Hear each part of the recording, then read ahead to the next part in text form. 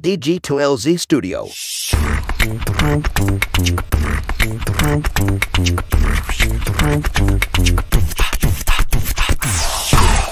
Selamat pagi, siang, sore, atau kapanpun waktu yang teman-teman pakai untuk mendengarkan podcast ini. Kembali lagi bersama saya Panji di podcast Ngobrol Bisnis. Kali ini kembali dengan versi monolog. Sekarang tanggal 25 Juni tahun 2022 jam 11.33 pagi.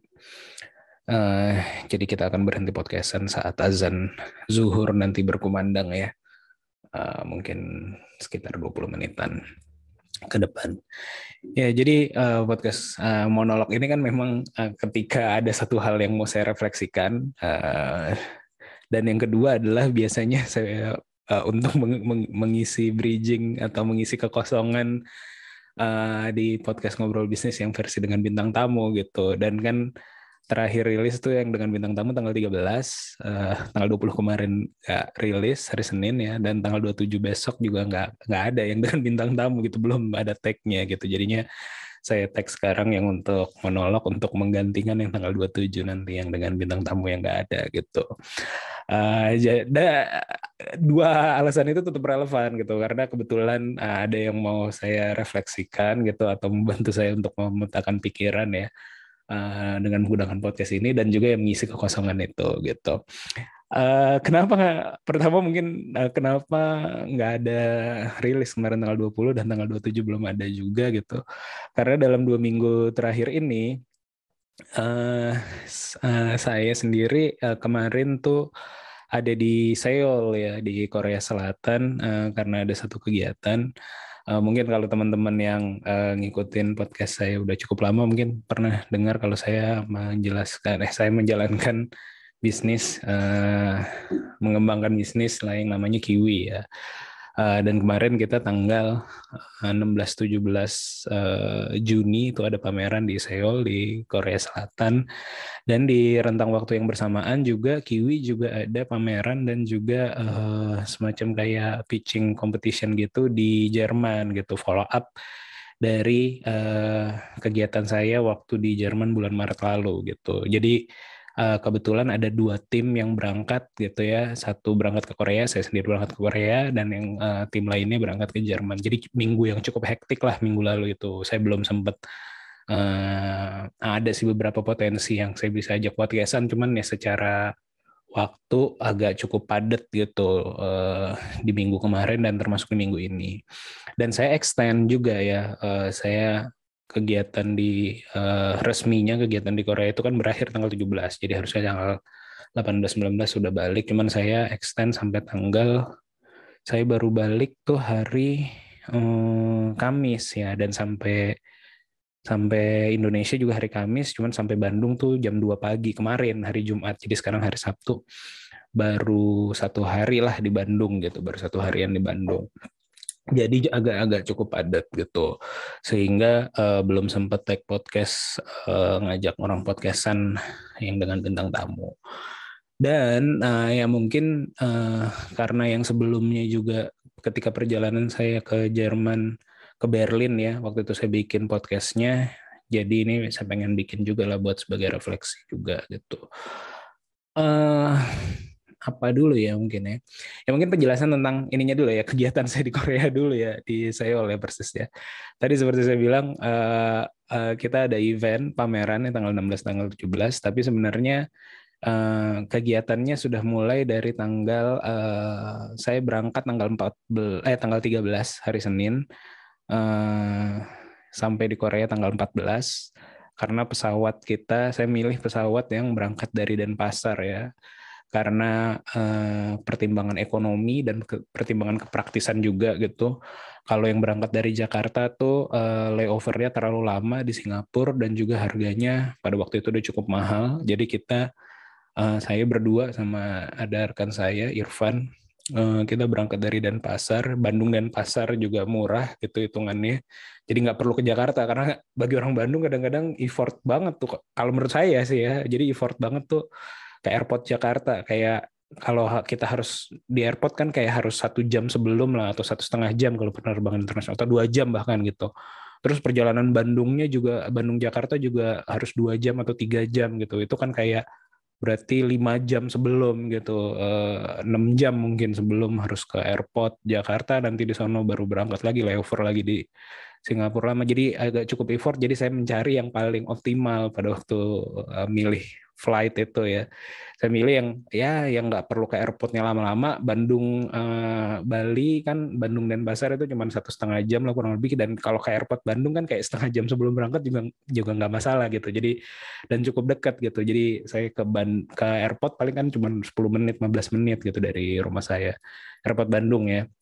Jadi dengan pertimbangan-pertimbangan itu saya milih pertimbangan ekonomis dan pertimbangan kepraktisan. Ya udah berangkat dari Bandung, Bandung Denpasar Hanoi, Hanoi Seoul gitu. Jadi sebenarnya kayak 2 kali transit ya, transit Denpasar, transit Hanoi, baru sampai Seoul. Tapi menurut saya secara ekonomis lebih murah dan juga secara kepraktisan sebenarnya lebih praktis dibanding dari Bandung ke Jakarta. Jadi dengan pertimbangan itu gitu, jadi memilih penerbangan yang agak reroute lah sebenarnya kalau orang-orang bilang dibanding dari Jakarta Singapura itu gitu. Toh dan saya juga belum pernah ke Hanoi gitu. Jadi pengen tahu juga di sana seperti apa. Walaupun ya cuma di airport doang gitu. Jadi saya berangkat tanggal 13, sampai di sampai di Seoul tanggal 14. Sementara tim yang Jerman udah berangkat dari hari Sabtunya gitu. Ada tim yang berangkat ke Jerman, cuman mungkin nggak saya akan cerita banyak, kayak saya lebih di podcast ini mau lebih cerita tentang takeaway saya di Seoul ya mungkin, atau in general lah secara umum gitu. Iya, dan sampai tanggal 14 dan mulai ada kegiatan dari tanggal 15 gitu. Tanggal 15-nya kita diundang oleh embassy untuk datang ke suatu semacam kayak akselerator lah, akselerator di Korea untuk startup yang namanya DCAM. DCAM nih akselerator tapi dibentuk oleh konsensus atau koalisi dari 14 bank besar di Korea gitulah. Jadi mereka punya program untuk startup, kita saling sharing di sana, mereka menyediakan apa, startup-startup dari Indonesia bisa take away apa dari sana, atau ada kolaborasi, atau misalnya mau diakselerasi di sana kah dan segala macam. Jadi mulai ada kegiatan dari hari tanggal 15-nya ya, hari Rabu kayak gitu. Selain itu ya tentu saja secara personal saya pasti bikin arrangement atau mengatur meeting-meeting pribadi, meeting-meeting yang terkait dengan perusahaan dan pribadi dengan teman-teman dan instansi yang ada di Korea. Nah, mungkin salah satu takeaway-nya yang saya lihat ya, bukan mencoba membandingkan ya, tapi mungkin masalah apa ya istilahnya ya, istilah yang lebih enak itu mungkin masalah mungkin perihal attitude atau perihal pertimbangan profesionalisme mungkin, atau apa ya, saya juga bingung ya mungkin istilahnya. Jadi saya mungkin saya ceritain aja jadinya. Jadi mungkin saya bahasakan dengan cerita aja ya, lebih enaknya. Jadi kalau saya ketika melakukan perjalanan baik yang waktu itu ke Berlin atau sekarang ke Korea itu, saya ingin perjalanan saya ini worth it gitu. Saya ingin perjalanan saya ini worth it gitu. Jadi selain agenda resmi yang di-arrange oleh panitia, saya juga berusaha semaksimal mungkin meng-arrange atau mengatur agenda-agenda saya sehingga perjalanan ini bisa berlipat ganda nilainya gitu dari apa yang saya keluarkan. Ya, jadi ini perjalanan kita biaya mandiri ya oleh si perusahaan, walaupun kita diundang oleh kita dari Korea, kita tuh Korean International Trade Association dan KDB ya, Korean Development Bank, dan juga di-arrange di Indonesia oleh Kementerian Perindustrian, tapi teman-teman startup yang berangkat ke Korea ini kita biaya pribadi. Yang ke Jerman pada waktu itu dibayarin memang kalau saya, tapi tetap aja saya pengen baik itu yang dibayarin ataupun yang tidak dibayarin, yang uang pribadi atau yang uang perusahaan ataupun yang dibayarin oleh sponsor, saya pengen kegiatan saya itu worth gitu, bukan sekadar dari in term of money-nya, tapi juga yang kita lakukan kan perjalanan tuh bukan apa ya, bukan cost dan revenue secara langsung juga, tapi misalnya impact yang didapat dari perjalanan ini. Nah, saya berusaha selalu gitu ya dalam perjalanan bisnis saya itu mendapatkan impact yang atau dampak yang baik untuk bisnis kayak gitu. Makanya selain agenda resminya, saya juga arrange agenda-agenda tambahan, termasuk kepentingan saya untuk termasuk alasan saya untuk memperpanjang memperpanjang waktu yang ada di sana gitu. Ada tambahan arrange meeting dengan KBRI lagi, yang kebetulan adalah salah satu klien kita gitu. Ada meeting tambahan lagi dengan salah satu vendor hardware di Korea Selatan, terus juga meeting dengan teman-teman Indonesia yang ada di sana, ada beberapa grup teman-teman Indonesia yang ada di sana gitu, biar kita bisa dapat akses atau potensi untuk mengembangkan market. Nah, poinnya adalah saya mencoba seperti itu gitu. Tapi ternyata sayangnya ya, saya nggak melihat itu terjadi di teman-teman startup yang lain gitu. Dan ini oke lah kita bicara masalah yang di Korea, tapi yang itu saya lihat juga, saya kan sebelumnya mungkin tahun 2018 juga pernah ada event di Singapura gitu ya, atau sebelumnya lagi pernah ada event di Shenzhen kayak gitu. Jadi tahun-tahun sebelum COVID itu. Dan saya selalu berusaha seperti itu. Nah, cuman saya tidak melihat itu terjadi dilakukan oleh teman-teman startup yang ikut berangkat bareng gitu. Nah, saya sangat menyayangkan sebenarnya. Jadi saya gemes gitu.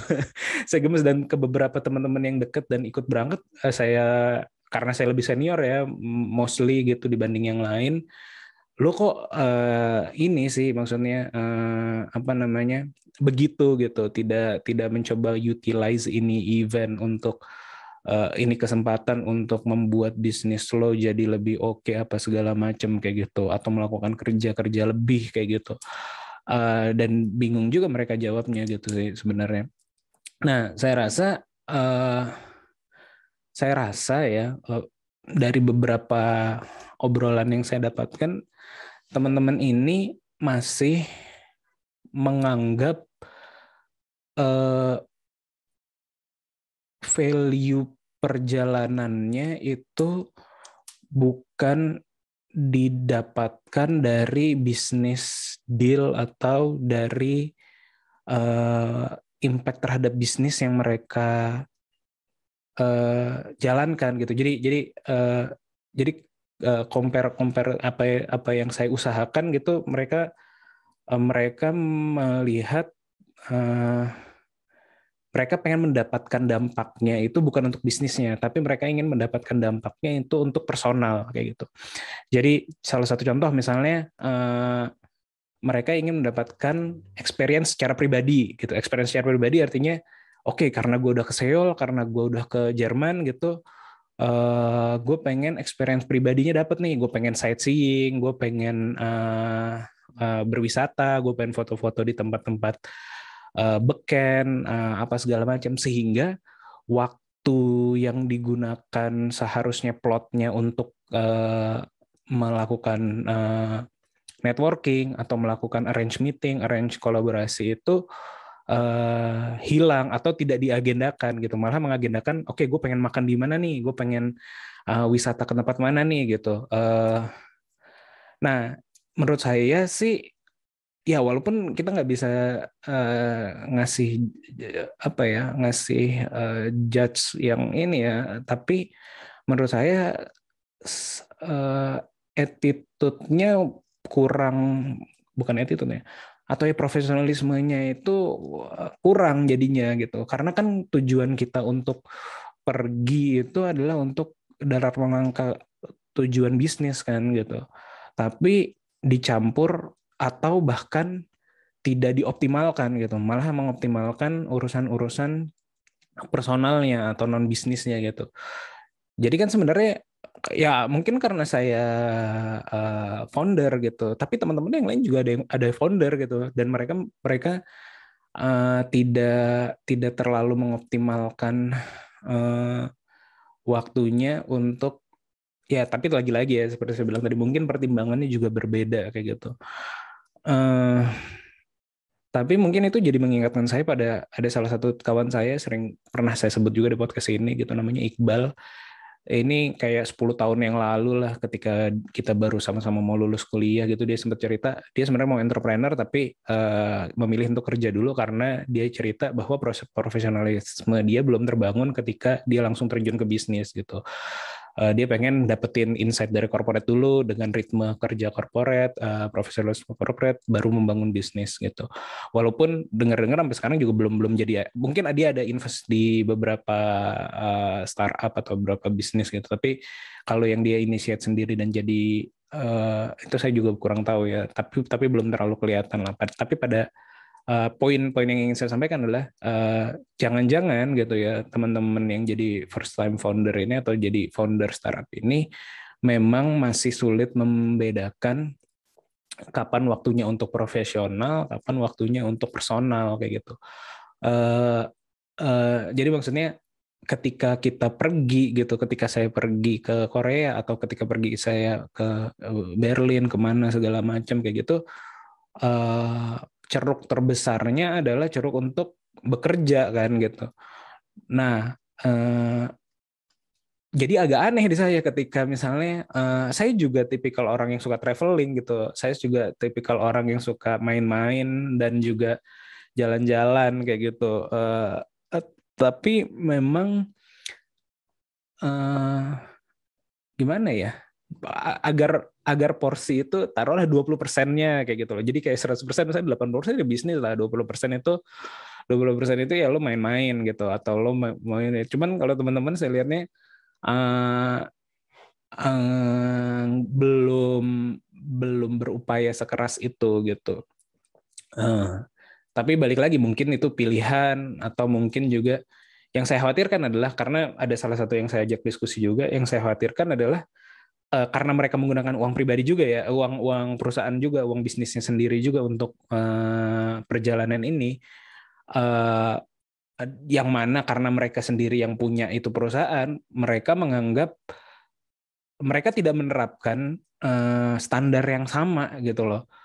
Misalnya kalau kita nge-spend uang untuk karyawan berangkat gitu ya, atau kita menggaji karyawan untuk mengerjakan sesuatu. Nah sebenarnya kan kita pengen peras, bukan kita pengen peras ya, kita pengen optimal lah gitu. Misalnya gue menggaji orang 10 juta kayak gitu, gue pengen hasil yang dia yang dia kontribusikan ke perusahaan adalah 10 juta kayak gitu.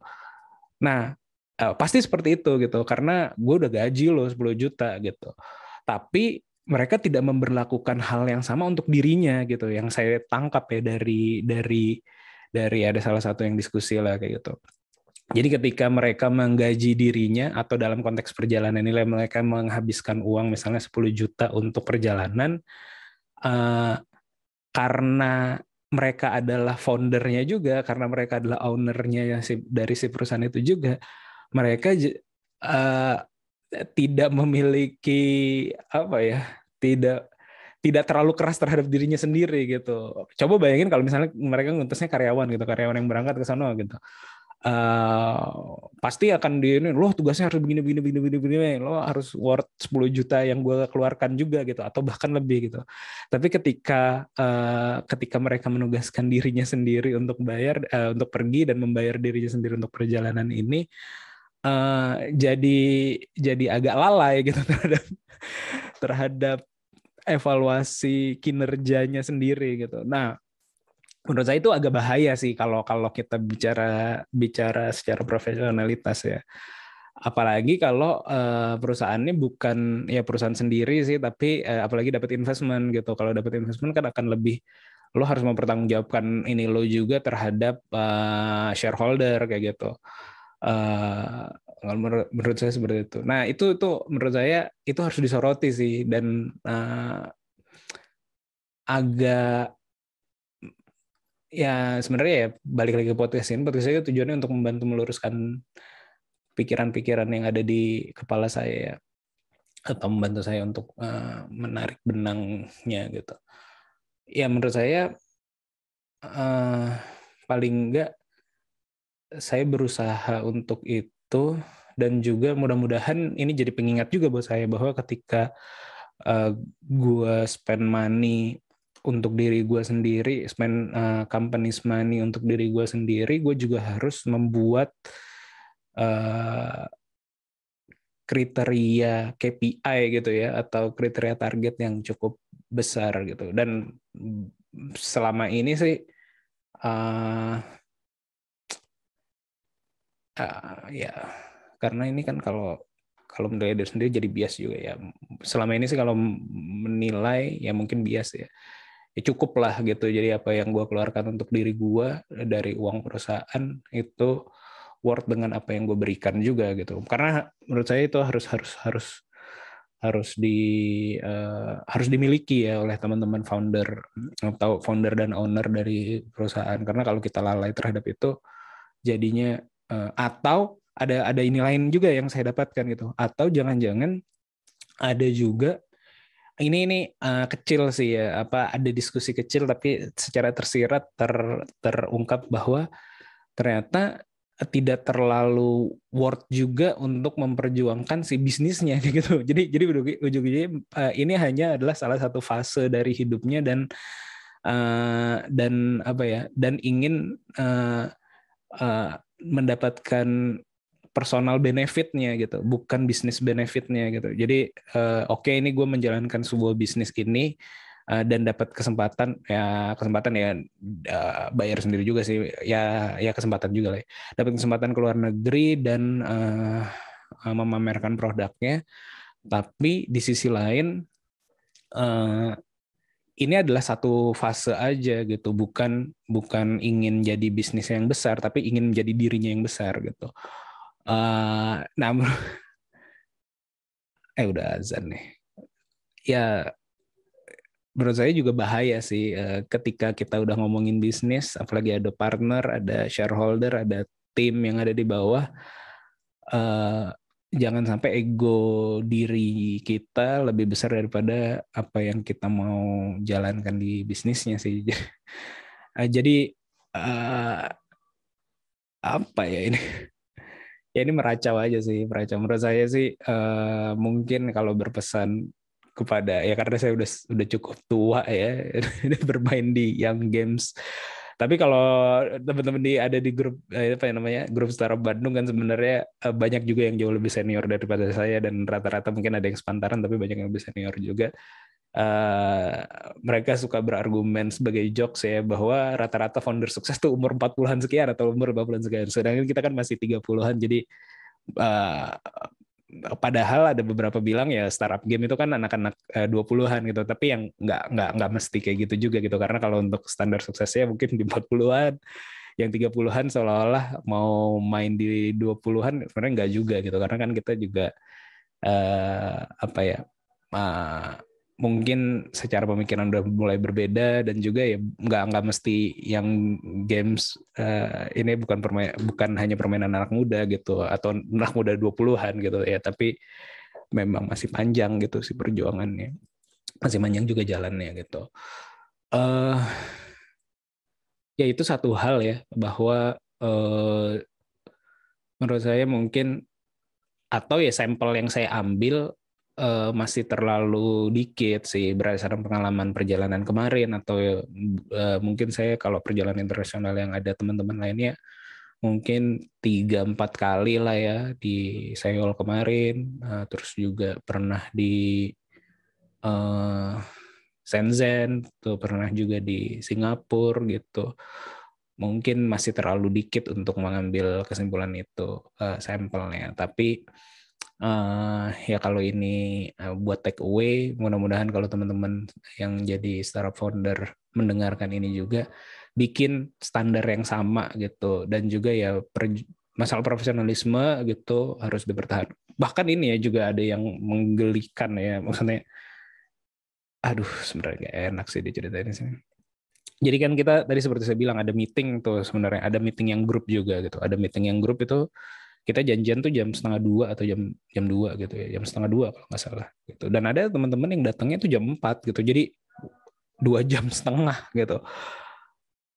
Ya walaupun akan diterima-terima aja karena kan koneksi antar embassy dengan si uh, akselerator tadi gitu. Tapi uh, sebenarnya secara profesionalitas nggak ini banget, lo telat 2 jam gitu. Terus kan yang ngebawa lo adalah embassy kan. Embassy ini ya pasti akan dihormati aja. Jadi maksudnya akan dihormati aja, si akselerator atau si instansinya akan menghormati aja tamu-tamu karena diundang oleh si embassy gitu. Tapi ya secara ini kan lo mau ngebawa nama embassy dalam arti yang lebih luas lagi, lo membawa nama Indonesia gitu. Sedangkan harusnya lo hadir 1:30, program sesuai dengan apa adanya, tapi datang jam 4 gitu, beda 2 jam. Ya masalah attitude dan profesionalitas lagi sih jatuhnya tadi ya. Uh, dan kalau itu terjadi sama karyawan lo bagaimana gitu, lo pasti akan mencak-mencak dan marah-marahin lo karyawan, lo telat 2 jam setengah ke acara yang gue setting kayak gitu kan. Dan itu nggak diterapkan ke dirinya sendiri. Itu sih yang kayaknya apa ya itu istilahnya ya, masalah masalah profesionalitas ke diri mungkin ya yang saya soroti dan sangat sayang ya. Mudah-mudahan ya itu hanya satu case dari ini ya, dari perjalanan ini, atau mungkin ya terlalu dikit, atau memang ya kadang-kadang kan jatuhnya kok personal juga ya, berbeda kayak gitu, bukan secara in general bahwa semua anak-anak startup seperti itu. Mudah-mudahan banyak yang jauh lebih profesional dari saya juga gitu, dan profesional pun saya kan nggak sukses-sukses juga ya. Jadi maksudnya jangan-jangan justru yang santai-santai juga yang jauh lebih sukses, bisa-bisa aja gitu. Tapi ya masalah attitude menurut saya sih harus diutamakan ya. Berusaha lah paling enggak gitu untuk profesional gitu. Uh, Mungkin itu aja. Sama terakhir mungkin ya, take away dari Korea menurut saya ada salah satu yang menarik juga, sedikit aja nih, bahwa sebenarnya udah mulai banyak, dan Indonesia juga ketika saya lagi di Korea tuh sempat baca postingannya Pak Sandiaga Uno bahwa mereka membuka visa startup atau visa internasional untuk orang internasional yang ingin bekerja dan memulai usaha di Indonesia. Walaupun banyak yang mengesankan itu hanya masih gimmick dan segala macam, hanya ya kok yang kayak gitu yang diurusin gitu. Tapi hal yang berbeda yang saya lihat terjadi di Korea, di New Zealand, bahkan di event Next Rise yang kemarin saya hadiri juga ada salah satu negara Lithuania atau apa gitu ya, negara di Eropa gitu yang membuka visa startup gitu. Dan mindsetnya sudah tepat menurut saya. Jadi kalau di kita kan kebanyakan masih yang diundang adalah investor. Ayo lo invest di Indonesia, ayo lo buka invest di Indonesia dan segala macam kayak gitu. Cuman kalau yang terjadi di Korea, di Seoul, di Lithuania tadi, di New Zealand yang saya tahu mereka membuka visa startup itu untuk agar mereka punya unit bisnis di negara tersebut gitu. Bukan investment ya, justru malah yang invest adalah negara tersebut gitu. Ketika ini saya juga lagi di tengah program inisiasi bisnis di Korea kayak gitu. Dan itu disponsorin sama pemerintah Korea gitu. Jadi lo bahkan dikasih duit, nih modal lo untuk mendirikan perusahaan di Korea, lo akan gue bantuin patennya, lo akan gue bantuin pendirian perusahaannya, lo selama 3 bulan atau 5 bulan di sini akan gue biayai hidupnya. Jadi mereka si pemerintah hanya yang membiayai startup yang berinvest kepada startup foreign gitu, startup luar negeri yang mau membangun bisnis di Korea atau di negaranya kayak gitu.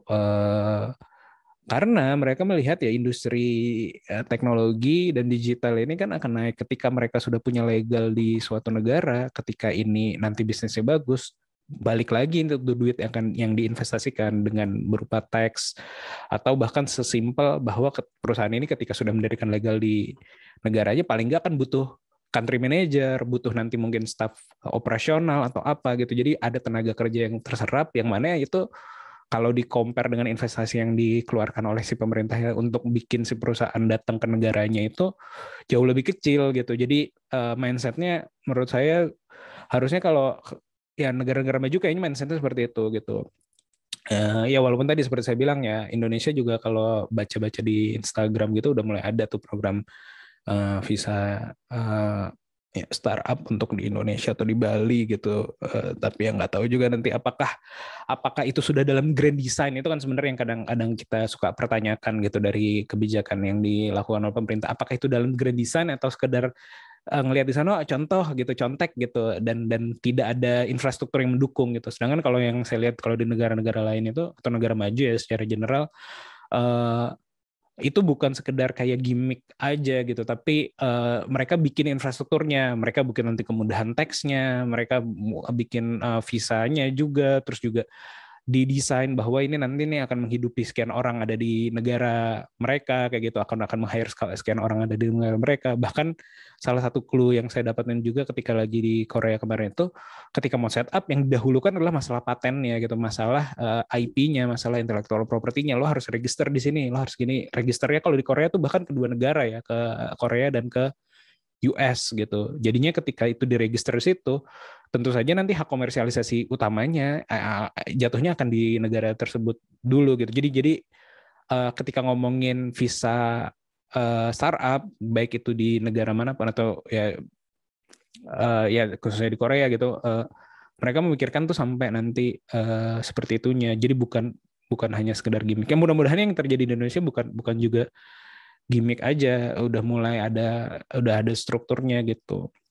Walaupun ya saya sanksi gitu, makanya saya jadi obrolan ya. Dan banyak orang sanksi ya, bukan cuma saya. Tapi ya kita doain aja mudah-mudahan benar lah kayak gitu. Mungkin itu aja karena udah azan. Sampai ketemu lagi mudah-mudahan ini bisa mengisi kekosongan dan juga sedikit merefleksikan hal yang saya pikirkan. Mudah-mudahan diambil baiknya aja, yang buruk-buruk dibuang. Semoga ada manfaatnya. Sampai ketemu di podcast Ngobrol Bisnis berikutnya dengan narasumber. Assalamualaikum.